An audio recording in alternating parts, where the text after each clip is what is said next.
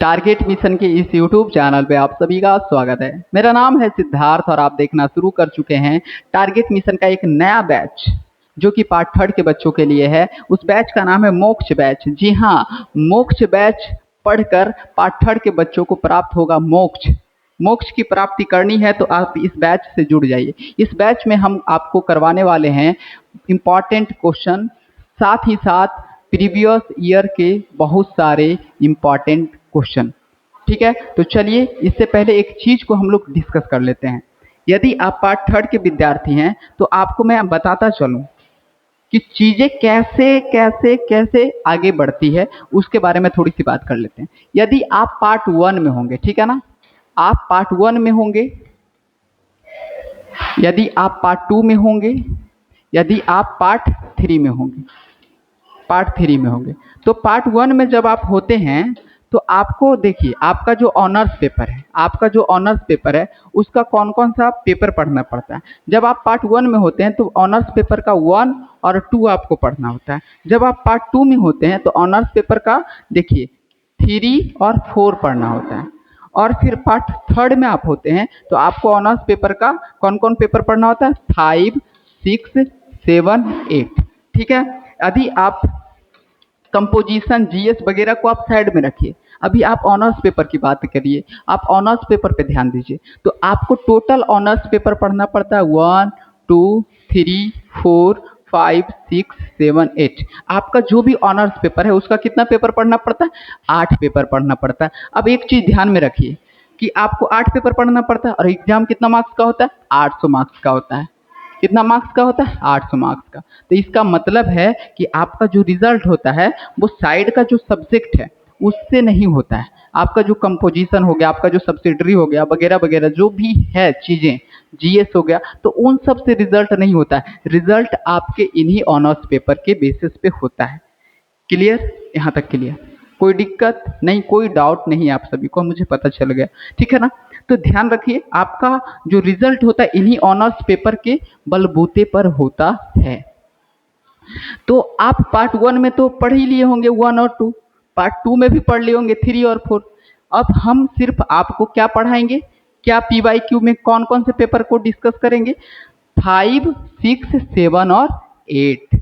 कौन कौन पेपर को, 5, 6, 7 और 8, क्योंकि पार्ट थ्री में इन्हीं पेपर को पढ़ना है, 4 पेपर को पढ़ना है। तो चलिए शुरू करते हैं, कहानी को आगे बढ़ाते हैं। ठीक है, चाहे आप कोई भी ऑनर्स के बच्चे हैं, doesn't matter, target mission YouTube channel आपके लिए लेकर आ रही है एक नया बैच। इस बैच में पार्ट थर्ड के बच्चों को मोक्ष की प्राप्ति होने वाली है। ठीक है ना, चलिए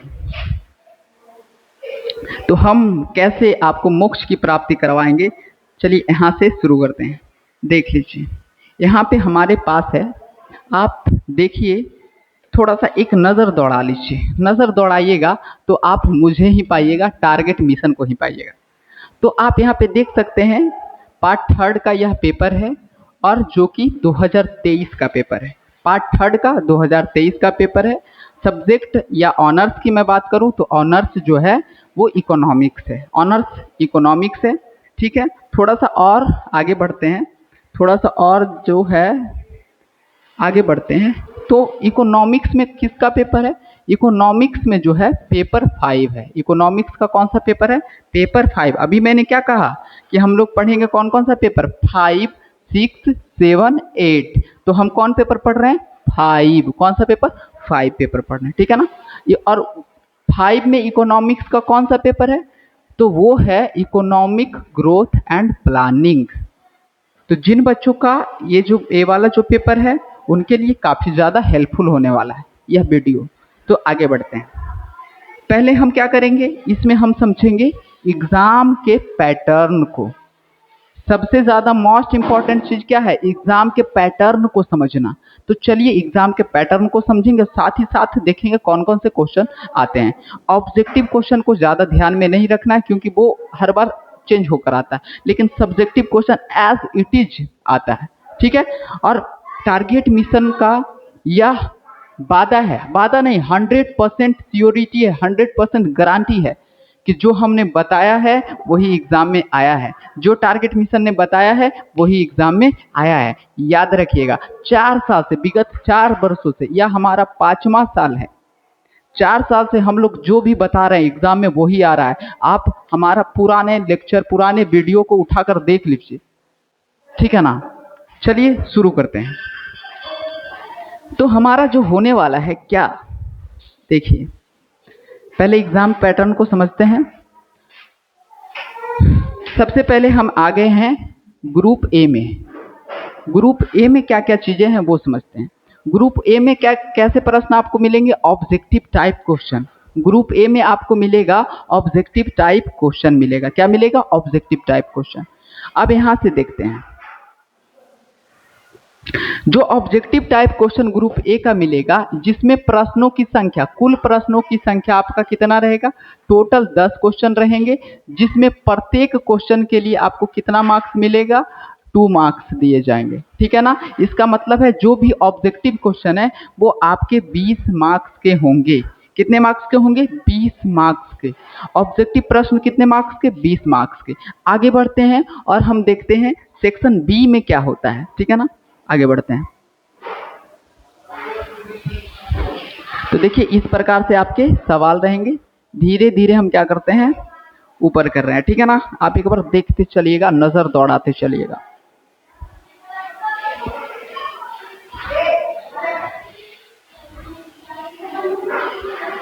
क्यों पड़े हो चक्कर में, कोई नहीं है टारगेट मिशन के टक्कर में, ठीक है ना। चलिए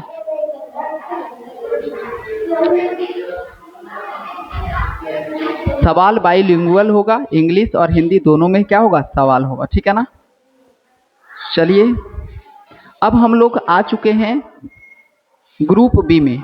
आप देखिए यहाँ पे है ग्रुप बी, और ग्रुप बी में क्या होगा, यहाँ पे देख सकते हैं शॉर्ट आंसर टाइप क्वेश्चन। इसमें शॉर्ट आंसर टाइप क्वेश्चन होंगे, जिसमें आपको क्या करना होगा, आंसर एनी 4 क्वेश्चन। आपको सिर्फ 4 क्वेश्चन ही बनाने हैं, और प्रत्येक question, each question carries 5 marks. आपको किन्हीं 5 प्रश्नों के हल करने हैं, और 5 प्रश्नों में प्रत्येक प्रश्न के लिए आपको दिए जाएंगे कितने मार्क्स, 4 मार्क्स। सॉरी, आपको क्या करने पड़ेंगे, आपको 4 प्रश्नों के हल करने पड़ेंगे, और प्रत्येक 4 प्रश्नों के लिए आपको एक प्रश्न पे मिलेगा 5 अंक, यानी कि अति लघु उत्तरीय जो शॉर्ट आंसर टाइप क्वेश्चन है उसमें 20 अंक आपको दिए जाएंगे। कंफ्यूज नहीं होइएगा। चलिए आगे बढ़ते हैं। देख सकते हैं सवाल इस प्रकार से रहेगा। सवाल को एक बार क्या कर देते हैं, पढ़ भी देते हैं, नहीं तो ज़्यादा ठीक रहेगा, ठीक है। चलिए एक बार पढ़ ही देते हैं सवाल। यहाँ से देखिए, पढ़िए। आर्थिक विकास को प्रभावित करने वाले कारकों की विवेचना कीजिए, ठीक है। आगे है आर्थिक विकास में जनसंख्या की भूमिका की विवेचना कीजिए। नीति आयोग के प्रमुख उद्देश्य का वर्णन कीजिए। भारतीय योजना आयोग के कार्यों का वर्णन कीजिए। आर्थिक संवर्धन एवं विकास में अंतर स्पष्ट कीजिए। संतुलित एवं असंतुलित विकास से आप क्या समझते हैं, ठीक है ना। आपको 4 प्रश्न को ही हल करने हैं, और प्रत्येक प्रश्न के लिए 5 अंक दिए जाएंगे, टोटल मार्क्स 20, ठीक है। आगे बढ़ते हैं। अब हम आ चुके हैं ग्रुप सी में। देखिए यहाँ पे ग्रुप सी है। ग्रुप सी में क्या है, लॉन्ग आंसर टाइप क्वेश्चन। पहले क्या था, शॉर्ट आंसर टाइप क्वेश्चन था। शॉर्ट आंसर टाइप क्वेश्चन में छोटा छोटा आंसर लिखना है, और छोटा मतलब ऐसा नहीं कि 2-4 लाइन में लिख देना है, बड़ा करके ही लिखना है, ठीक है ना।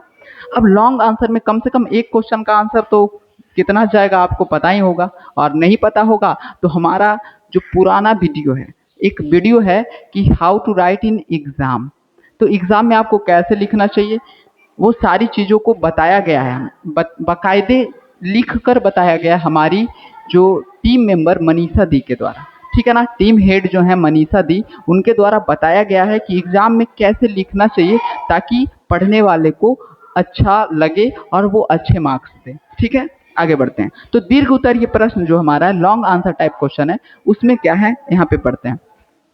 Answer any 3 question, each question carries 20 marks. कहता है कि आपको कितना प्रश्न है, आप यहाँ पे देख लीजिए, लेकिन हल कितना करना है, 3 ही प्रश्न को हल करना है, और प्रत्येक प्रश्न के लिए आपको 20 अंक दिए जाएंगे। यानी कि 3 प्रश्न हल करिएगा तो 20 दिया के 60 अंक। कितना मार्क्स का आंसर होगा, 60 अंक का होगा, ठीक है ना। तो यहीं पे क्या हो जाएगा देख लीजिए। उसके बाद कौन कौन से प्रश्न है वो देख लेते हैं। आर्थिक समृद्धि की परिभाषा दीजिए, इसे मापने की विभिन्न तरीकों की विवेचना कीजिए। भारत में सेवाओं में विदेशी व्यापार की प्राकृतिक परीक्षण कीजिए। भारत में सेवाओं के निर्यात की संभावनाओं का भी क्या कीजिए, परीक्षण कीजिए। रोस्टोव की आर्थिक विकास की अवस्थाओं की आलोचनात्मक व्याख्या कीजिए। आलोचनात्मक मतलब क्या है ना, किसी चीज की बुराई करते हुए, आलोचना मतलब बुराई करना, ठीक है ना, कि उसमें क्या कमी है उन सब चीजों के बारे में बताते हुए। खैर वो तो आप समझ ही जाएंगे। भारत में नीति आयोग की प्रासंगिकता की व्याख्या कीजिए और भारत में योजना आयोग के इतिहास पर प्रकाश डालिए। तो इस प्रकार से प्रश्न आएंगे। यहीं पे हमारा क्या हो जाता है, सारा खत्म हो जाता है, ठीक है ना। तो हम क्या क्या चीज अभी डिस्कस किए, हम लोग डिस्कस क्या किए वो समझते हैं। हम लोग डिस्कस किए कि ऑब्जेक्टिव जो है, ऑब्जेक्टिव में जो है आपको 10 क्वेश्चन रहेगा। कितना क्वेश्चन रहेगा, 10 क्वेश्चन। और प्रत्येक क्वेश्चन पे कितना मार्क्स दिया जाएगा, 2 मार्क्स दिया जाएगा। ये हो गया 20, ठीक है ना, 20। उसके बाद है शॉर्ट आंसर। शॉर्ट आंसर में आपको कितना क्वेश्चन रहेगा, शॉर्ट आंसर में कितना क्वेश्चन रहेगा वो मैटर नहीं करता, आपको बनाना है 4 क्वेश्चन। और 4 क्वेश्चन और प्रत्येक क्वेश्चन के लिए 5 अंक दिए जाएंगे। तो 5 4 पचे के क्या, 4 पचे के क्या हो गया, 20 हो गया, ठीक है ना। और आपका जो लॉन्ग क्वेश्चन है, लॉन्ग क्वेश्चन के लिए आपको जो है लॉन्ग आंसर टाइप जो क्वेश्चन है उसके लिए आपको जो है आपको 3 ही प्रश्न बनाना है और एक प्रश्न के लिए 20 अंक दिए जाएंगे। 20 दिया के 60। आप इसको कैलकुलेट करें, ऐड करके देखिएगा तो आपका 100 मार्क्स का पेपर होगा, ठीक है, 100 मार्क्स का पेपर होगा। पेपर का क्या है तरीका, पेपर में क्वेश्चन पूछने का क्या तरीका है, उसका पैटर्न क्या है, ये तो मैंने समझा ही दिया है। वीडियो पसंद आया तो चैनल को सब्सक्राइब करें और घंटा दबा दीजिए ना, नोटिफिकेशन आपको मिलता रहेगा। चूंकि हम लोगों ने एक बैच लॉन्च किया है, उस बैच का नाम है मोक्ष बैच। अगर आप सब्सक्राइब नहीं करेंगे तो आपको मोक्ष की प्राप्ति कैसे होगी। तो फिर मिलते हैं एक नए वीडियो में। Thank you, good bye, Tata.